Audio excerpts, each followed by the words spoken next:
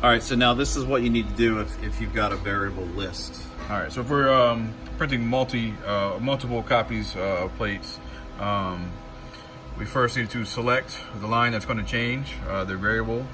We'll select that whole line, the whole name. Come over to the toolbar on the left, and you have the two V's. We want to select the bottom with the parentheses around it to name it. We're going to call that variable 1. And now we're going to go back to that same toolbar on the left to create our variable list, to type in those names. We'll go up here. And we're going to type in all those names of those people.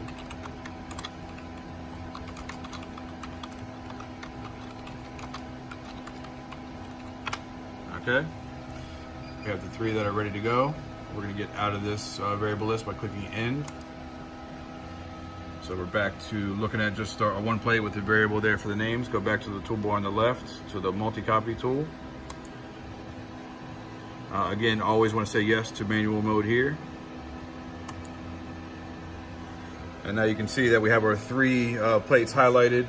It knows that we have 3 names on our list.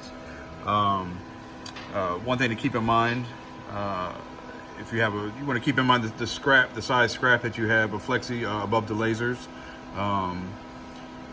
It's it's easy if you have a long narrow piece where you can run 3 across. If not, if you have a more square piece, you can change your size to look like that and do them stacked instead. It takes a little bit longer, but works just the same. The other thing to remember, and this is usually defaulted, but this here, you want that checked. That's basically going to give it that red line. So if your line's not coming out right, one of these might have been checked, but you always want to have this one checked. And it should say total, I believe.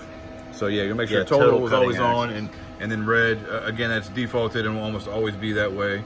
But if we're having an issue, that's something, the first thing to sort of check.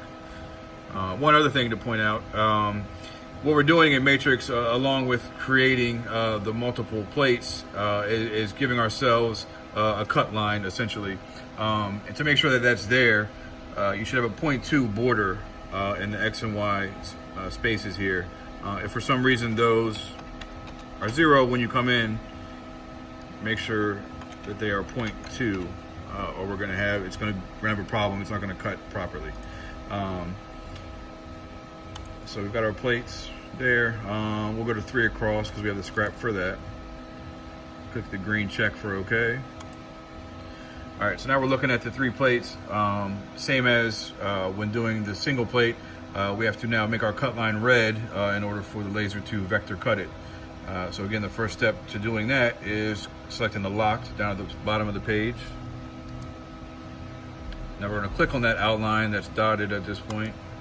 Go back up to our colors, make sure we're choosing the right check mark, and then select the red. And now we have cut lines. It's now ready to send to the printer. Again, the printer icon at the top center. We're going to choose our printer by going to Setup. We're going to choose the epilogue. And then to choose the material, we're going to print on the settings that are appropriate.